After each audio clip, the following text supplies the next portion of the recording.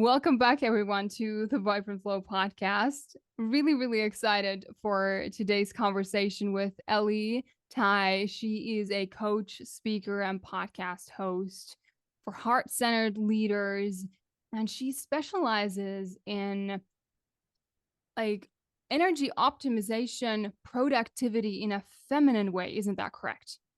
Yep. Yeah, I love that. So a feminine approach to productivity. So I'm really curious to hear, Ellie, what is this all about? But first, let's go back in your story. I'd really love to hear what led you to this work that you're doing right now. Why are you so passionate about it? That is so good. Well, first, just thank you so much. And thank you for all of your listeners sharing space. And I'm just so honored to come on and talk about a topic that is so needed and fun to play with. The direction I walk in is a feminine approach to productivity. And so the reason I'm so passionate about it is because I grew up in a family that was very logical, lots of doctors, lots of scientists. And then I went into the corporate world and again was surrounded by what I saw as quite a bit of robotic means of leadership. And I was in corporate for about 10 years. And it wasn't until I left corporate that I was able to fully tap in and access my own superpower of sensitivity. And I saw what was needed in the world is more leaders who were equally as powerful and successful, but leading from their heart space, showing up in their human. And some of the greatest leaders I've ever had the honor of working with have been heart-centered, human. They show up, they have real conversations, they're transparent, they're honest, they'll give you feedback, that radical candor. And I wanted to bring that into the entrepreneurial world because now I see so many talented, creative visionaries who have a lot that they want to do and a lot that is being asked of them. And one of their main obstacles is the ability to focus in this highly distracted world. And I got really excited about the idea of diving more into there's a reason why typical productivity is not working, and we need to figure out what that is. Right. Oh my goodness. There is so much that I could go into that story. So, okay, let's start with productivity. Let's just jump right in. So how do you define productivity in a world where we have lots of this sort of, I don't know if it's labeled like toxic productivity type of stuff or content Mm-hmm. that Mm-hmm. drives you to see productivity as a value in and of itself without perhaps that heart-led mission or purpose or just being really intentional about it, but just productivity for the sake of productivity. So we're like, what should we actually be thinking of and what should we actually be focusing on when it comes to productivity? So typical productivity textbooks and methods that are out there are pretty cookie cutter. They're meant to be, take it and apply it to your life. They're logical and linear. They're meant to do one thing at a time. And as much as we want to tell people not to multitask, people are going to continue to multitask until they unbecome that behavior. It's a habit and it takes time. Right. And it takes accountability, consistent accountability, and it's actually done in the little moments. So asking somebody to just sit there and work on one thing and not switch and, stay on this one thing for the next 3 months, if that doesn't apply to somebody and they don't feel like they can catch that in time, they're just not going to do any kind of productivity tips at all. Yeah. So the first thing is being able to look at productivity for women, not as what you can do or what you can accomplish, but actually what can you unbecome to come to the truth of who you've always been your entire life. The more layers that you shed, the more you come into the truth of who you are. And at the center of that truth is your magnitude and your radiance and so much physical energy. And so it's not about necessarily just how we use our time or what we check off the list. It's about how do we harness revolutionary amounts of energy within our body so that when we focus that energy into the 20% that's going to move the needle, we are so focused and so excited and so motivated that we see the results and it's effortless. Because the the attention that we're putting is not on what can we accomplish. It's about what can we unbecome that's keeping us from being able to be fully present in the moment. Like even you and I are out at lunch having a conversation. I'm so fully present in the moment because I've unbecome the chaos and the addiction and the to-do list and everything. I already know what I've needed to do today is done. So when I'm here at lunch with you, my body's here, my heart is here. And so often we see women who their physical bodies are there, but they're empty. They're not there. Their head's over here, and they can't seem to be in one place. And if you are somewhere and your physical body's there, but it seems like a shell and your heart's not there, your magnitude and your radiance isn't there. And my belief is that your magnitude and your magnetism, and your radiance is the feminine essence. And that alone is healing. When you walk into a room and you bring your radiance and your essence, you don't even have to say a word. And people are like, yes, feel that. Yeah. oh my goodness, I love it. Yeah, exactly. So essentially what you're talking about is, so you mentioned the word unbecoming. So people often say that this is a journey of you becoming who you want to be. But you just said that the process is about unbecoming, shedding those layers that are getting in the way of you actually being who you truly are, that getting back to that natural magnetism that a woman has, right? So how do you see that? Is it more about just shedding the layers, not so much a journey of becoming something or acquiring something, but rather going back to the core? Is that what you're getting at? Yeah, absolutely. My belief system is that we have bits and pieces of the truth of what we've always been really excited about when we were kids. It kind of showed up for us in little ways. And the becoming aspect is the acquiring of tools and skill sets that will strengthen our ability to truly understand, okay, this is what I was interested in, but how do I make that into a business, a mission, a purpose, a hobby? How do I go further into that? But I've been making lists since I was 7 years old. I am a list maker. I love the list. And I don't think I mentioned this in the beginning, but my background is process and projects. I've spent 10 years in operations, but my passion is how do I take process and structures, mirror it in with entrepreneur in their work life so that they can have total expansion and flow with masculine containment, which we can go over. But to answer your question, I think it really is about getting to the core of what lights you up, which usually we actually experience when we're kids. And it also to the core of, in my belief system, God created us so perfect and magical and loving. Like when you see babies, they're so loving. They just want to be loved. And over time, we have one layer and another layer of these armors and these masks and these belief systems that were put on us, imprinted on us when we had no discernment. And then we reach a certain layer of our adulthood where we realize like, wait, I want to get back to the truth of who I am, not what other people think I am. Because every time I walk in a room and I try to adapt who I am to somebody else, it doesn't work out that way and I'm not being authentic. But I want to know me. I want to fall in love with who I am. And I don't even know who that is. So I'm going to go on a journey, which can also be related to productivity, right? Because you're going to seek out the truth of who I am and unbecome the false narrative so that I walk in my power and my core, and that magnetism alongside actual business skill sets, technical skill sets will be combined into becoming my mission and my purpose for serving other people. Yes.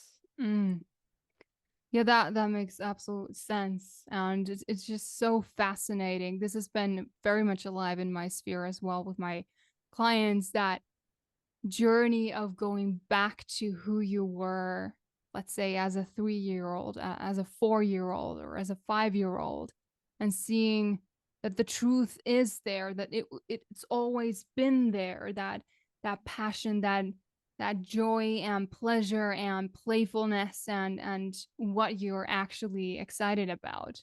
And then, like you said, all these paradigms, conditionings, all of these that we acquire along the way just really muddy the water. And then it's Right. really hard to, get back to the truth of who God created you to be. And it's Mm, really heavy. It yeah. feels really heavy and icky and sticky. And it's just like swimming in this molasses almost and trying to Yeah. get ahead. And then if you add to that image these sort of like bombarding messages about you needing to be productive. But if Mhm. you go about it from like you're literally swimming in the molasses because you're not even true to who you are and what you're passionate about and where your heart is, you're swimming in molasses, and then you try to be super productive whilst Yep. being there. Yeah. I like to That, say a yeah, go ahead. one person can accomplish something in 1 hour that takes somebody else 4 hours. Because think about it, if somebody gets terrible sleep every single night, that's their life. They eat poorly, they're constantly going through it and suppressing emotions. It's going to take them a lot longer to swim to the end of the ocean if they're swimming in molasses versus somebody else who just gets in, gets out, and gets it done. And one thing you mentioned that I wanted to talk about is I have a client who had some, you know, fears come through about other people saying, defining her success. Like, oh, if I'm not making this amount of money, am I successful? And I said, okay, let's pause for a second. You need to be the one that defines your success and quantify it, because when you meet those fears, I need you to say yes or no. That's the truth. And it has to be yours. And she makes plenty of money. And she came back to actually, in the core of who I am, I want to feel organized and stable and I want to be happy. And I said, okay, if that is the goal, that's what we're going to go after. But if somebody tells you that, your business needs to make a certain amount of money, but you right now are in a season of foundational stability that you are going to be able to use for the rest of your life, then when you hear those truths, it's so easy to dodge. It's like somebody saying that I have blonde hair. And for anybody that's listening, I don't have blonde hair. So if somebody were to say I have blonde hair, it would just go right past me. But if I had a share in that belief system that I wasn't good enough, then I would constantly be striving to somebody else's goals. So it's so important for us as women to do the self-awareness work to say, I'm going to sit with myself and I'm going to define what success means, because somebody else doesn't get to define that. Because when somebody else defines that, the bar is always, it's never going to be enough. Everybody's going to keep lifting it until you have your own solid truth. Oh yeah. That is such an important point that you said right there. If somebody if we're sharing in those beliefs, if we're sort of attached to them and we've not even consciously, where we just sort of automatically unconsciously taken them as our own, that we don't even know, we haven't defined what is success for us or what is a joyful fulfilled life for Mm-hmm. us, then oh my goodness, you're literally just giving your power away, and everyone else, like everyone out there, all the messages, everything that you come across with, just simply scrolling through Instagram is a minefield for you to just, feel all kinds of trappings or get into the trappings of I'm not enough. Mm-hmm. Nothing's ever enough. And we've all been there. We have all been there, and it's not how it doesn't have to be that way. And that Yeah. brings us to the point of creating that conscious relationship with anything that's masculine, right? So Mm. structure, boundaries, Yep. whatever it is, like a container of any sort. And this is huge for us women. We need to Yes. have that relationship with it so that we're not thrown around because literally we're swimming in those muddy molasses, right? And there's no container for anything. So, how do you work around creating a relationship that actually works, that actually feels good in our system as Mm. a feminine woman when it comes to the masculine, anything that Yeah. represents the masculine in our lives? Yeah, that's such a good question.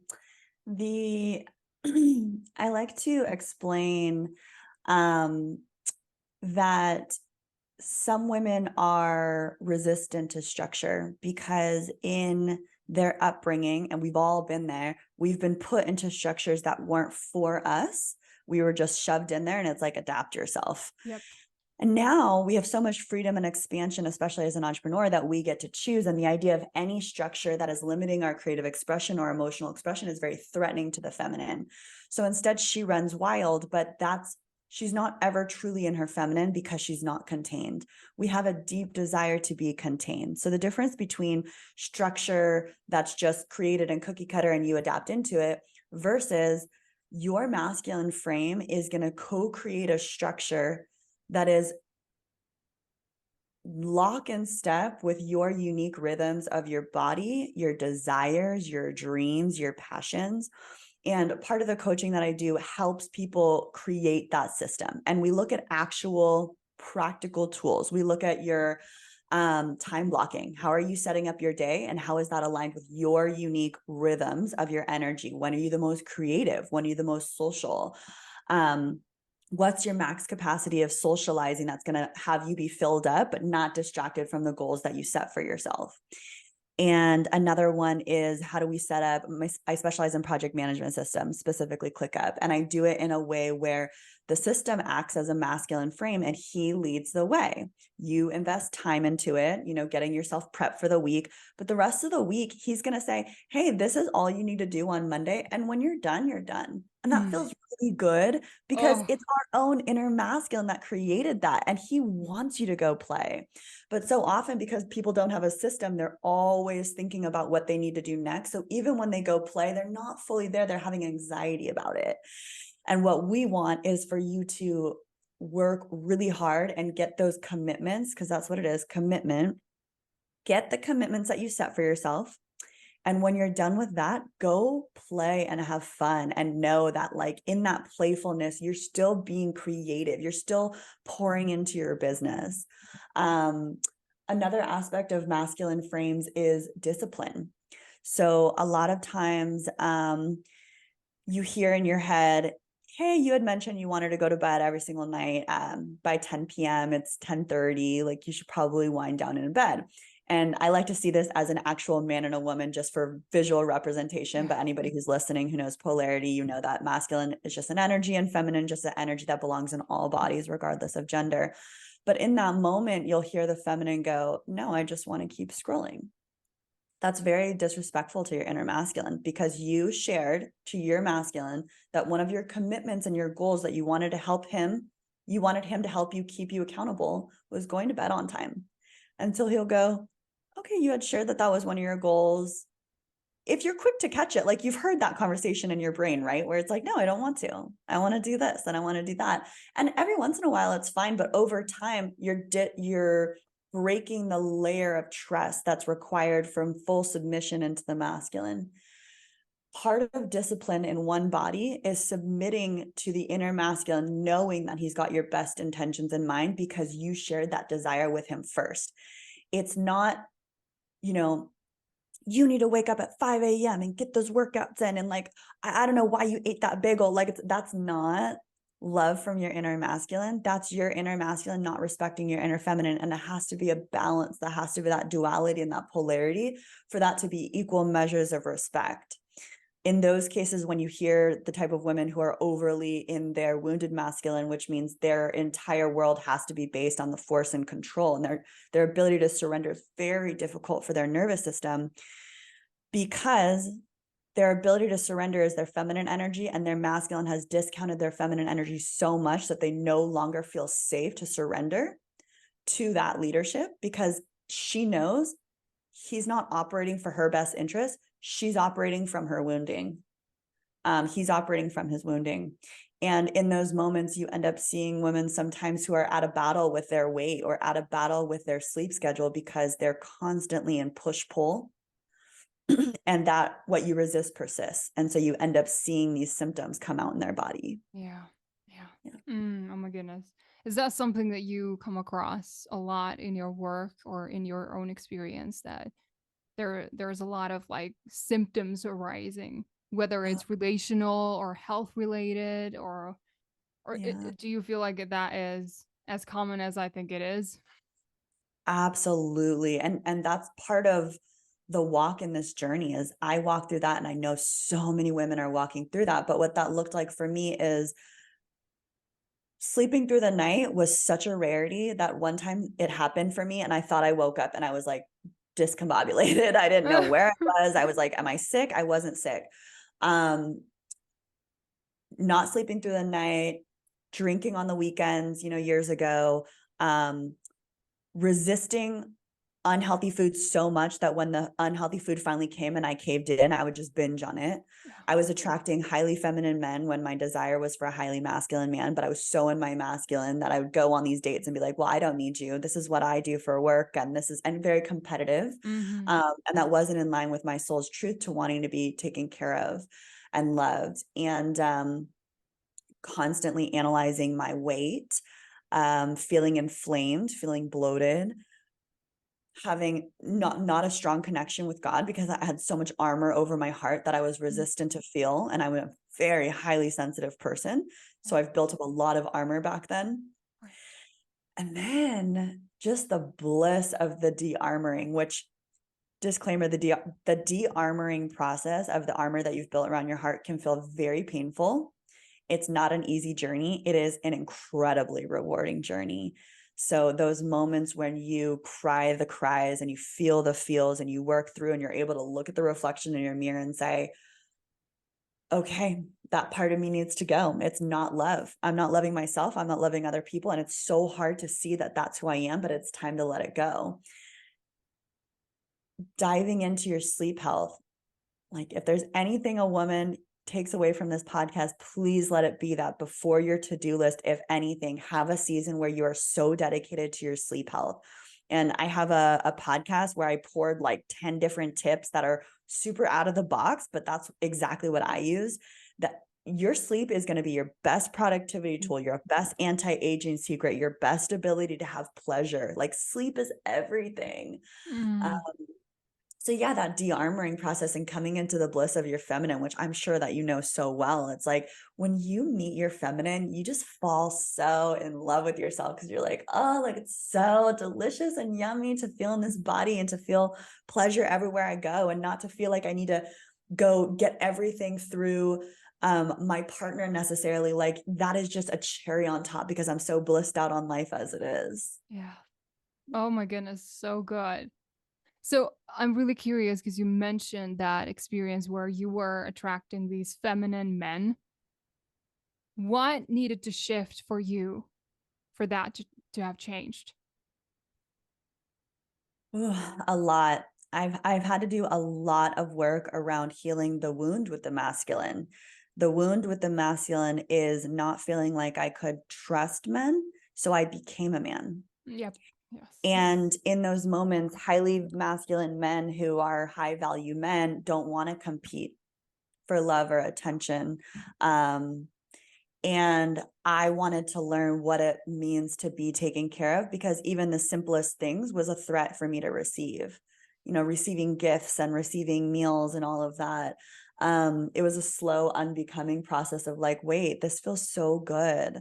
Like, not only do they want to provide and protect and do the things like open the doors and like pay for the bill and treat you and see you happy, they want to do that and you don't have to.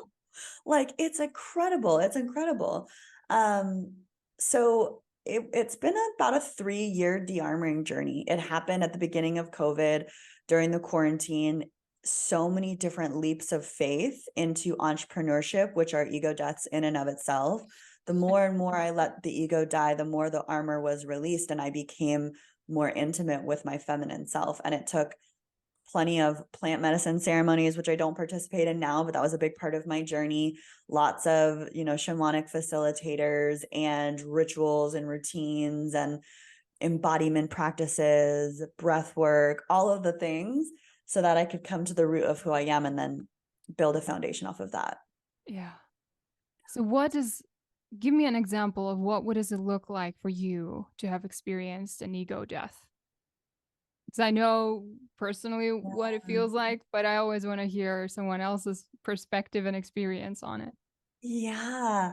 So for me, the ego death comes through in one core wound. So even if nothing is related to that core wound, my fear body, my pain body will go back to the core wound because that's what I have enough control or lack of control at the same time around. So your core wound is usually something that every time you're upset, this is a story that pops up in your head.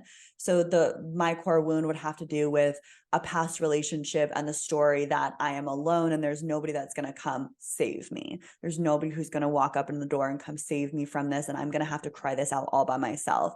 And so I will know and recognize when that story comes up. Oh, okay. It's okay. I'm in the middle of an ego death. I'm going to fully surrender and let this move through, which actually speeds up the process entirely. It's only when we resist it that it takes days and weeks. I'm going to let it all come through. If I need to take the whole day to just be in my feels, I'm going to do that, which is another huge part of my mission is have women having spaciousness in their calendar for any of these feels to come up. Because when you have an emotion coming up and an ego death is preparing, which is actually doing work in your lineage, it's far beyond you. There's no time. It's not going to fit into your schedule. You do it then. You do it now. Just like if you had a 4-year-old and your 4-year-old was having a tantrum, you can't be like, hey, is it okay if you do this at 2? Like, I'm kind of busy. It's not going to work. So we need to have the spaciousness and the ability to be flexible so that when those things happen, we can pause and address them. And this is heart-centered leadership, because heart-centered leadership is not just focused on making money and building a business. Heart-centered leadership is building a business and doing your inner work at the same time, because truthfully, beyond the 3D, the inner work that we do to heal the wounds that our parents and our family members never did, and our children will never have to experience, and anybody that we ever meet is never going to have to walk through, that's so much bigger than the amount of money that's in your bank account. And the amount of money that's in your bank account is just a subset of you being in your magnetism and having tons of physical energy to continue to want to serve out of authenticity. That's just how money comes. Yeah.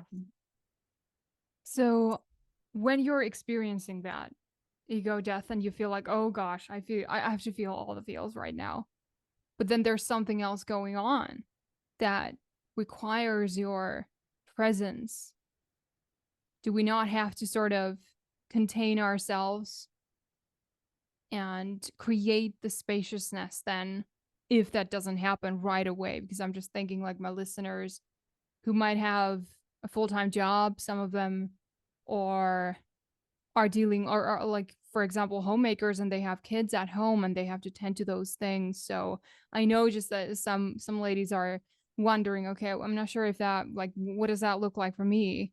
I'm not sure how am I going to, like, go through that if it happens, if I feel like, oh gosh, now I'm going through it, but there's just things in front of me that need tending to right now. Yes. Okay. That's a great question. So it is not always available.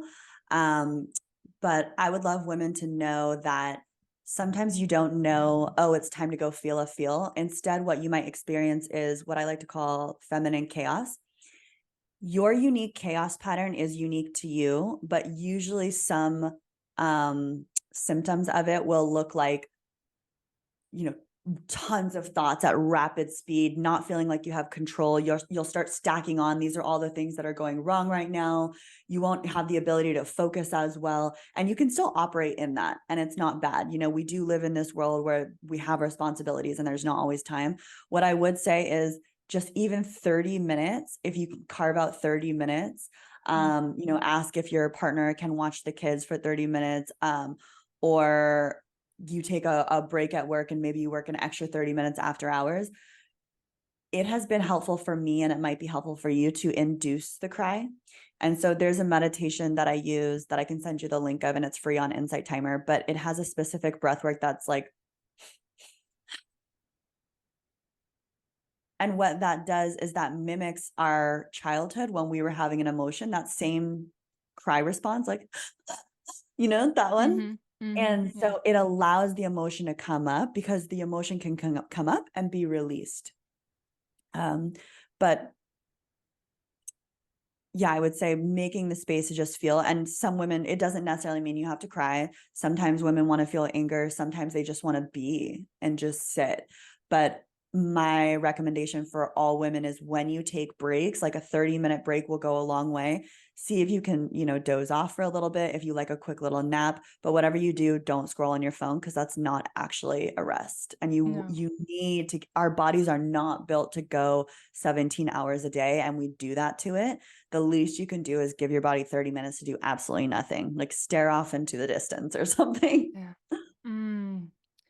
So I bet you've been through the experience of slowing down and feeling like, oh gosh, I should be doing more. Yes. Oh man. All the time. So how do you go through that? I mean, I think that's an ego death in and of itself, right? When you're going through that and you make a different kind of choice than what you would have done before. Just okay, I need to do more. I need to do more. I Mhm. need to be more productive.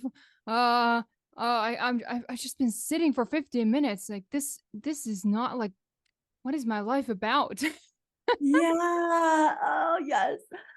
Okay. Yes, that comes up and it still comes up. And what I will say for that is in those moments when you are preparing for an ego death, well, your ego doesn't want to shed that layer. That ego is very comfortable. It wants to stay. So it'll distract you from that. And that distraction is what can I control right now? What I can control right now is pushing and forcing myself to go do an hour of work. Yep. Sure, sometimes that's fine. You need to push yourself. Like, you're not meant to just do whatever you want whenever you want. But when your nervous system needs to feel something, that's actually the last thing you want to do, because what you're going to end up doing is just staring at the computer, reading one sentence over and over and over again because you're not here and you're being called to go feel this. In those moments, actually fully step away. Time in is not time out. So you putting an hour into work is not the same when you are completely depleted and your mind is somewhere else. It's not the same as I gave myself 10 minutes to go on a walk, no phone, feel my feels, get out there. And I came back now that I had that refreshment, so ready to go with clarity. For me, it's not usually an hour. I'll give myself, half a day. And I'll be like, you know what? Because I have my system, which I help women do systems if anybody wants a system, but because I have my system, I know that only this one thing must get done today. Everything else I'm going to move to tomorrow. But because I end up giving myself that 6 hours to just be, I am letting my feminine know I love you and respect you. And I'm not going to push you right now. I can tell that this is not the time to push you. So then when I finally get a wonderful night of rest and I wake up the next morning, I get 10 times more done Mm. because I gave myself that grace. And so often women will give themselves the space, but not the grace. The pressure is still there. Yep. Yep. Mhm. Exactly. You're giving yourself the time, but at the same time, you're feeling this guilt, this sort of pressure, like you said, and you're just wallowing in it. It's just like you're carrying these heavy bags on your back all the time, and yeah, it's not really doing what it's supposed to do. I know, I know exactly how it feels. Hmm. So giving yourself grace practically, how do we define that? You just said some key points, but I want this to be really clear to the listener. What Mhm. does it look like? What does it feel like to give yourself grace? Because we, and myself included, I mean, we throw this phrase around and it sounds so nice. And then sometimes women come to me, well, yeah, but what is that? What does that even look like actually? How do I know that I've given myself grace? Mm. How to give yourself grace. One of the ways is to go back into the practical and say, what do I need to accomplish today? And just let it be factual. This is what I said I was going to do. I either did it or I didn't do it. But having that grace also comes in seeing the bigger picture of things. Why is there so much pressure on this? Is there somebody that you're afraid that you're going to offend? Mm. If so, do you need to level set with that person and show up for yourself fully and say, I am an incredible worker. I do wonderful things. And today I needed a break. If you need to speak to your partner and come in a very loving way, like I'm feeling so much heaviness and hurt and pain, and I'm not sure what it is, but I could really use your help right now, and see if they'll come in. That level of grace is not just with others, it's having the self-worth to know that you are absolutely more than worth it, that you are more than your ability to do. Mm. As women, we have a superpower to connect to spirit, to our intuition, to our feelings. And when we try to go the route where we do everything, we compete with men, we work our 9 to 5 job, and then we take care of the kids, and then we have to be a sexual goddess, and then we have to get a full night of sleep because we're not anxious, and then we start it all over again. We completely lose the opportunity to create the space to tap into our superpower, which is our intuition, our ability to feel and connect. And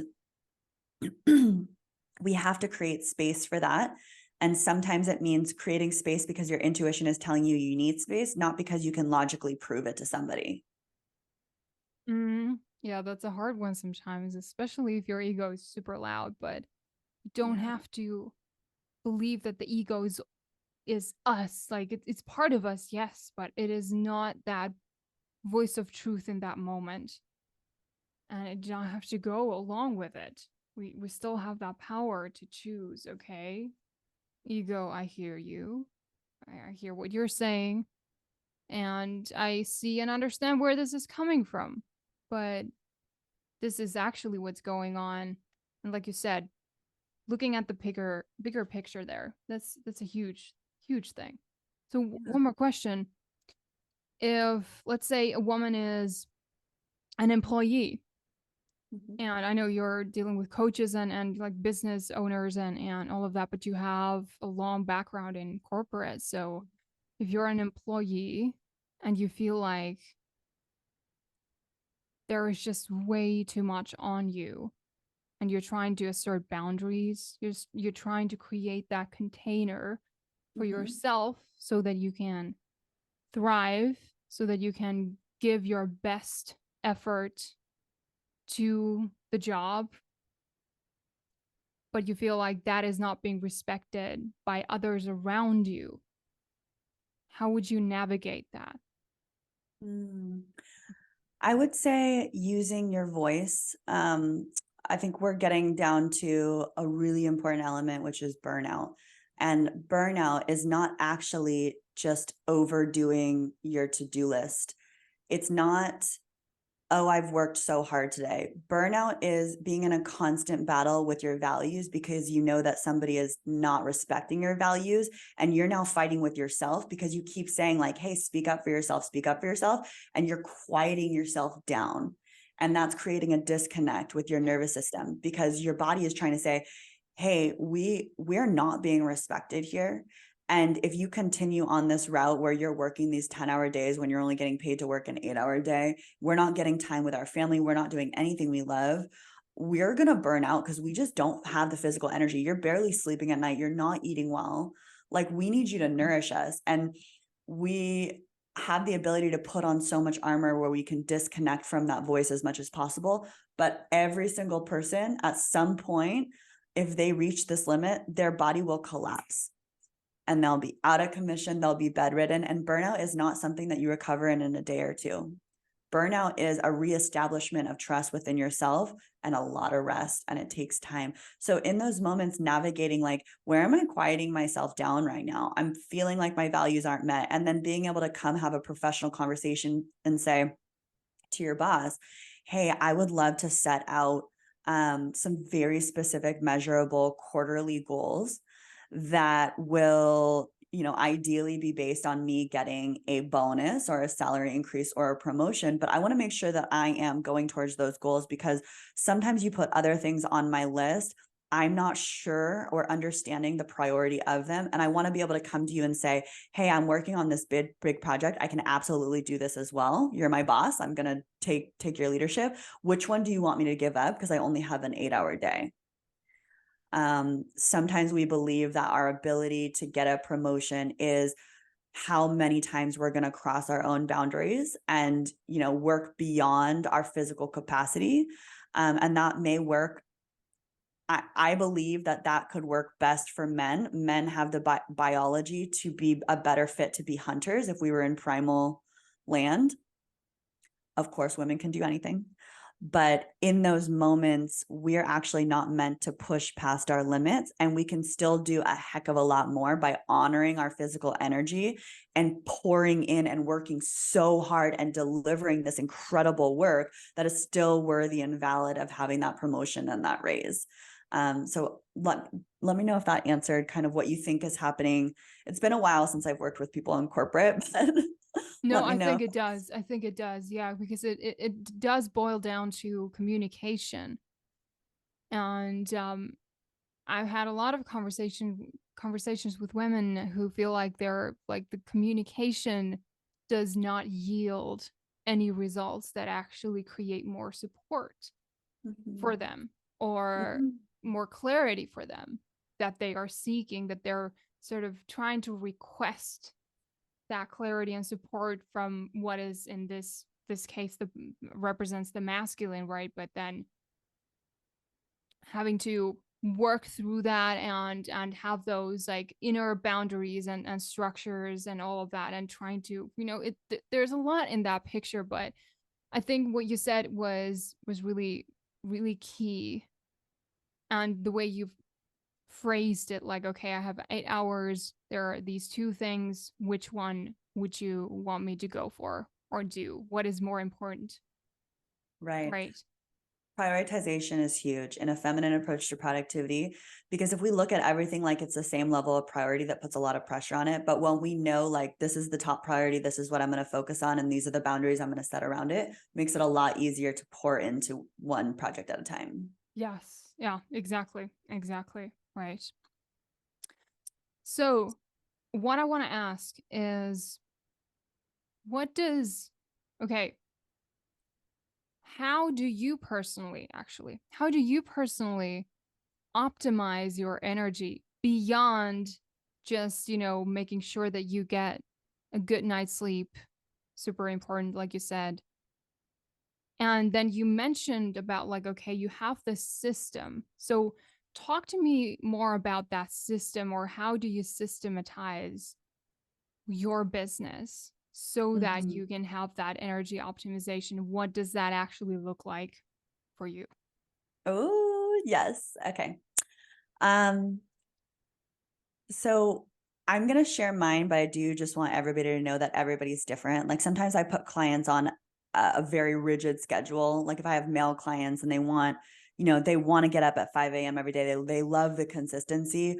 I am not that way. I need a lot of flow in my routine, and I work best that way. So what Yeah. that looks like for me is, yes, I go to bed at the same time. Like I try to be in bed by 9:30, asleep by 10.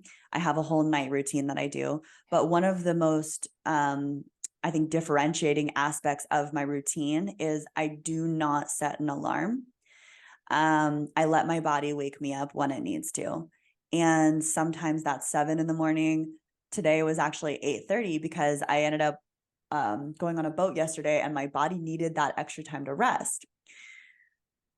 I give myself a long morning routine, which includes things like preparing my breakfast meal and even tidying up my home. Like my feminine loves a clean place to work. But the boundary is that every day at 9:30, I'm locked in. 9:30 a.m. I work till 1. I get a ton done because I have so much energy. I've given myself the grace and the flow to wake up when I need, no alarm clock. My body wakes me up, the sun wakes me up.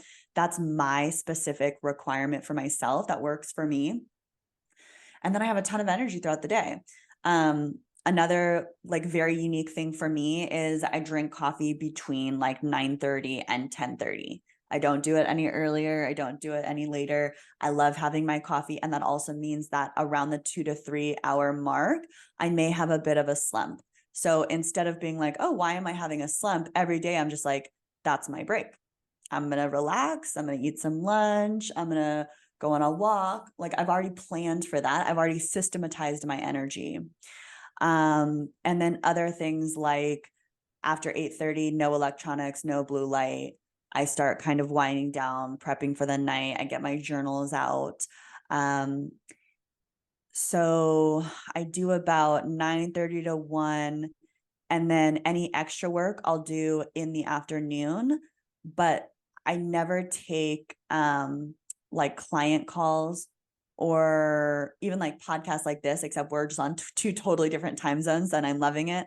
But normally I set the boundary where I push that into the afternoon. So instead of somebody telling me what's convenient for them, I tell them, these are all the open times that I have in the afternoon. Book whichever one you want. But like, even if a girlfriend wanted to hang out and get coffee, I don't do that in the mornings because I know that that is my key prime time. I'm going to get everything I need done and I'm going to protect that time block with everything that I have. So those are a few of the things that I do that are very unique to you. But when I create systems for my clients, everybody's so unique that we take that 3 to 6 month period to really learn their optimal system. Like the time that you're most creative or what, it's just, I'll give you an example.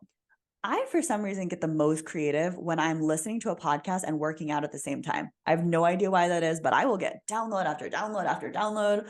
And so it's wild. So, but everybody is different. And when we can learn the optimal energetic framework of one specific person, I like to call that your sacred pattern, then we just rinse and repeat every single day and they're able to get these really amazing results because they've learned what a yes and a no is in their body, and they're able to set boundaries and protect their energy at all costs so that they serve themselves first, they pour into themselves first. And because they poured into themselves first, which maybe that's only even an hour a day that you need to do that, because they've said, no, I'm going to come first, they end up being able to serve on this incredibly expansive level, more people than they expected, pouring into their children, pouring into their work, because they said in the first thing in the morning, I'm going to pour into me. Yeah. And actually, I want to include one other one, which is I specifically have an alarm clock because I believe that your phone should never be what you roll over and check.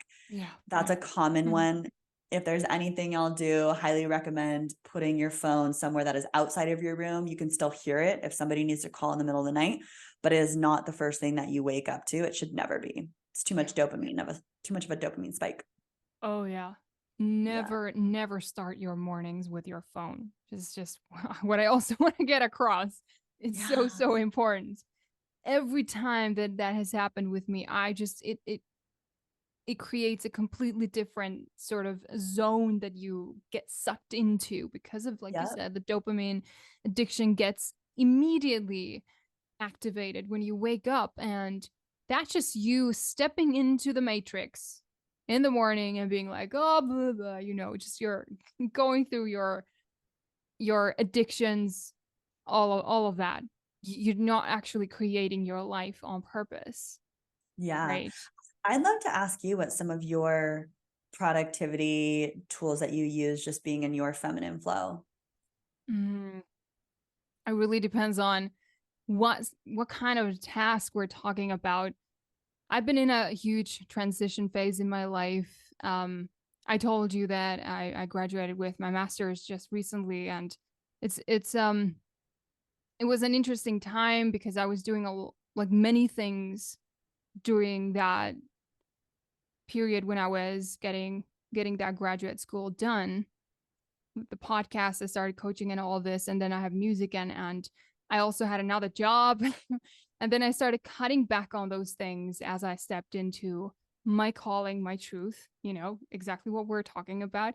And letting go of things that I felt like I needed to prove for, whatever Mm-hmm. it is, like I need to have all these things because society, whatever, all these ideas. And I started shedding those layers. And this has been a process for many, many years now. So it has been also very similar to you, simplifying. Simplifying. That's what I'm doing right now. And I've noticed how hard it is sometimes when my ego gets really loud and those old teaching sort of messages of like, if you can get it done today, don't, leave it for tomorrow. Those Mm-hmm. kinds of ideas. Like, if you can't get it done today, do it today. Mm-hmm. Right. I'm sure you've heard something similar or something to that effect, right? and shedding those stories and seeing, okay, well, no, I can actually leave something for tomorrow, and that's completely fine.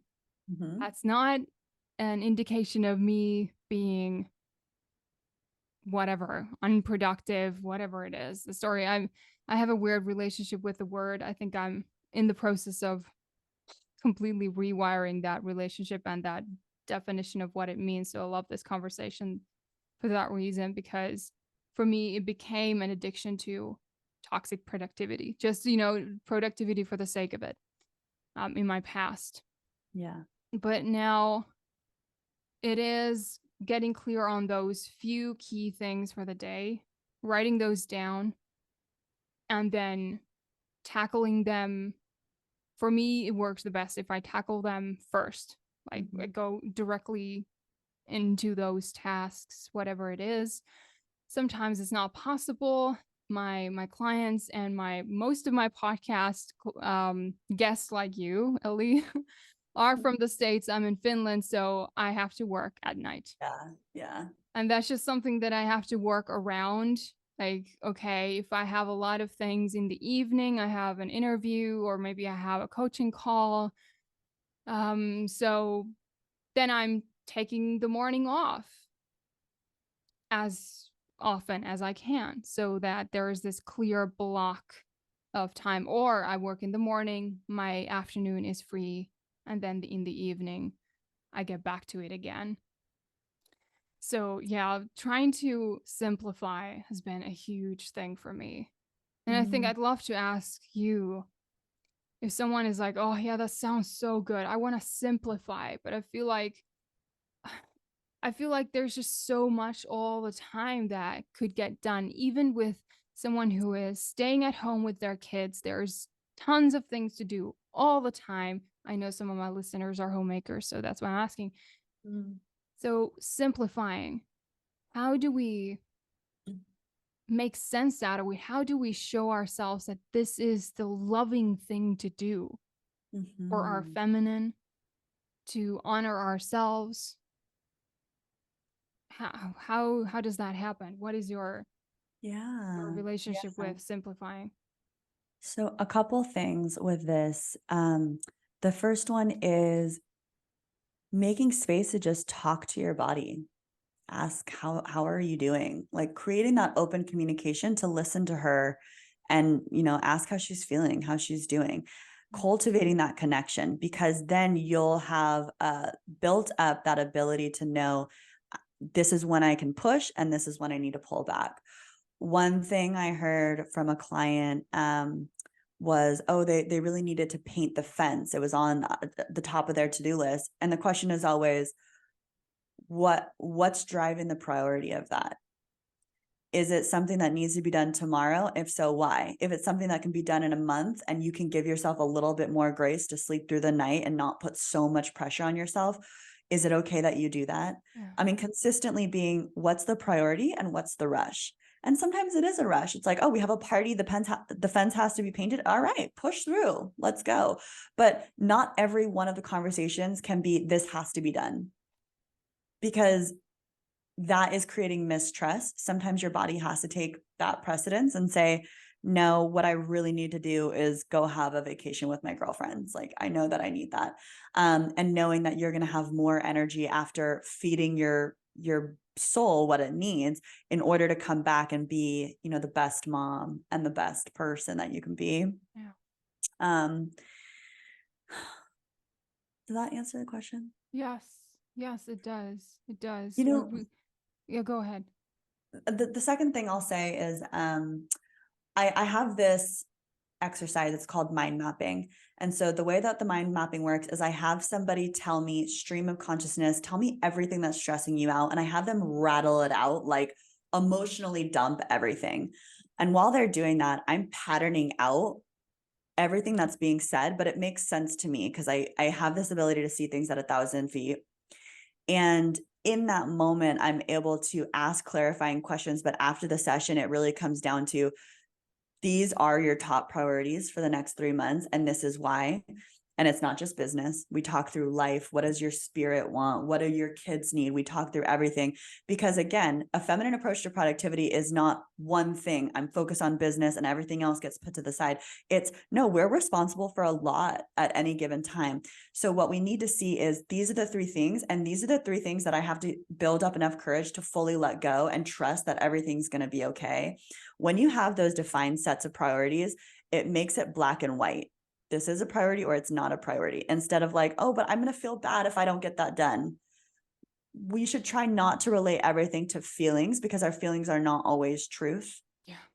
And that's where we can get lost in people pleasing, where we don't want somebody else to feel bad, which will then make us feel bad, versus no, this is just a boundary. This is what I honor in myself. And then people acclimate to your boundaries. Like, oh no, she doesn't take calls at that time, so I'll just book it next week. Yeah, exactly. Don't trust your feelings in that moment.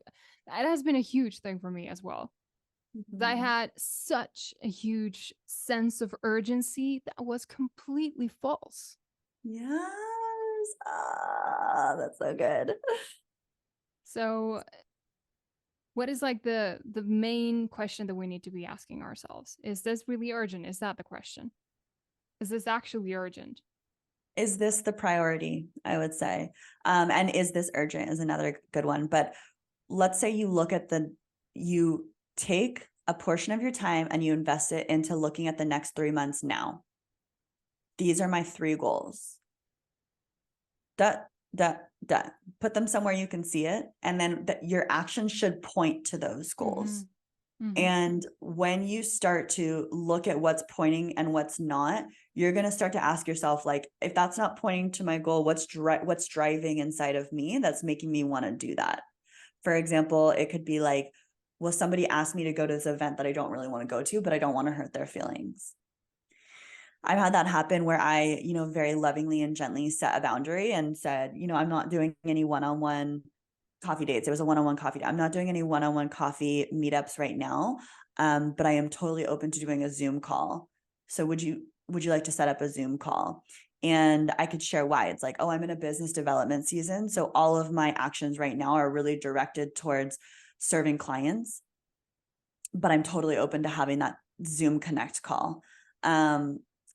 What that's doing is that's protecting my energy. But further than that, I've had so many people say, because you set such a loving boundary, it was the first time I ever felt like so inspired that I could then go do that to people myself. It's very inspirational to set boundaries when you're doing it from love.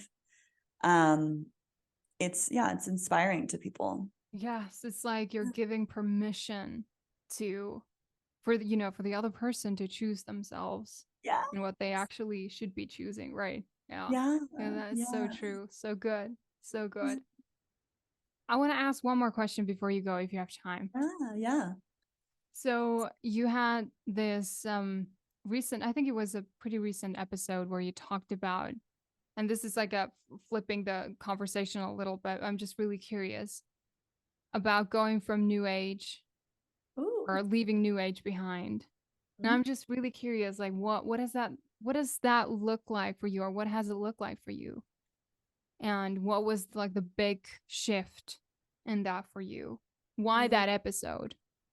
Of course, people can go and listen to it, but just, to give a glimpse or give the main gist of it. Yeah. Well, I highly recommend if anybody wants to hear the full story. It's like a part 1 and part 2. So the experience of the last 6 months going through things like baptism and deliverance and all of that. And then the 10 reasons why I chose to left New Age spirituality is on my podcast, which is called Your Sacred Pattern Podcast. But just at the very highest level, I have been going to church every Sunday for about 1.5 years and being half in and half out. And I started to see all the areas of my life where being half in and half out was actually hurting me and never having that source of truth. So I would just pick and choose based on my feelings. And that was nice in the moment because I had a freedom, but that was not giving me the containment and the reward that I was really looking for. Another big one is with New Age spirituality. I felt like, and this is how the dark aspects of New Age spirituality, because there's a lot of light It's obviously why I spent so many years in it, but there's a lot of dark aspects, and the dark aspects seem like they're light, but what ends up happening is they end up trapping you in a mindset that you have a very hard time getting out of. So examples of that could be astrology, human design, tarot card readings. They're innocent in a sense, and they do provide valuable information. It's not that they're false. It's when you start to idolize that and see that as the source of truth, and you become the box and you wonder why you can't get out of it. Like, for example, for me, I'm a human design reflector, and that's brought so much peace to learn things about being a reflector. It's been really beautiful. But one thing where it was trapping me is, oh, I'm meant to change every day so I cannot have a niche. But because I didn't have a niche, I would go out to networking events and have no idea how to say what I even do. Because, oh, am I not meant to have a niche? But then I wasn't making any money. Because how do you invite somebody in to your offer if you don't even know how to tell them what you do? Another big aspect of that was I'm getting to a point in my life, I'm 32, where I'm really wanting to prepare for a traditional marriage. I've realized, I've been around, I've researched the whole polyamory. There's a lot of polyamory in New Age spirituality, realize that's just not my journey. That's not what I want at all. That would be me just running from my attachment styles.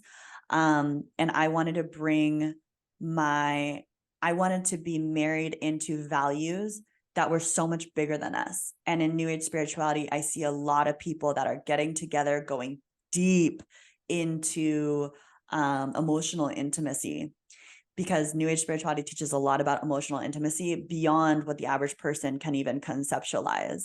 And when you feel like your time is up, you separate. I don't want that.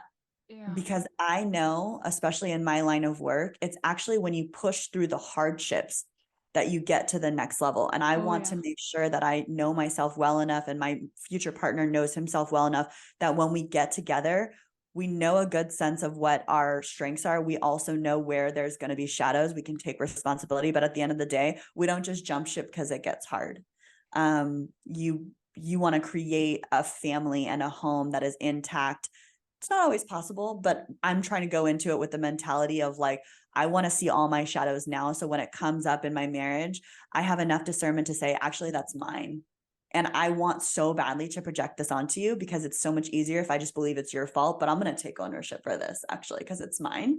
And through the hardships, we're just going to learn how to stick together and stick in that commitment, because there's a lot of safety in commitment versus being able to do whatever you want, whenever you want to. I love that. Yeah, exactly. I'm so on board for that as well. And I can, attest to that it gets better after the hardship. It Yeah, actually because you gets and your sweeter. partner. Yes, yeah. We've been together for 8 years.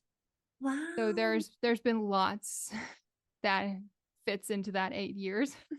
Yeah. And it is just so, it's one of my biggest missions with this work also, to help women see that if they're going through a really rough patch in their relationship, in their marriage especially, and they feel like this is not going to get better, that's a lie. But you can choose it. But you can Yeah. choose that lie. You can choose to believe it. And it's really easy in the moment to believe it, because everything in your experience is now showing that to you. But there is hope, and the grass is only greener at this, on the other side of this challenge that you're facing together, in a way that you jump to someone else's lawn because you think it's going to be greener there, because Right. that doesn't work. It's going to just repeat the whole pattern. But anyway, I'm not going to go into a tangent about that, but I love Okay. everything you said. Yeah. So Ellie, I just loved this conversation. I could ask you so many more questions, but to honor your time, we're going to finish this up here and perhaps have you for a second round at some time. Yeah. If you're up for it. Would love. But this was just so fun. Just before you go, tell me, what do you most cherish about being a woman? And then you can tell us where we can find you online. Ooh. The thing that I cherish the most about being a woman is being able to feel the depths of emotion, the human experience, and to be so lit up and excited about what's coming in life, to feel so much pleasure in my body, and to feel things magnetized to me. I think that's very exciting. Um, and the second question. Oh yeah, where we can find you online. Oh, yes. Oh, my Instagram is probably best. It's at Ellie_BT. It's got all the information and a lot more content. And then also your Sacred Pattern podcast has content as well to dive into. Yes. All right. Awesome. Thank you so much for being here and sharing your time with me, Ellie. I loved it so much. Thank you.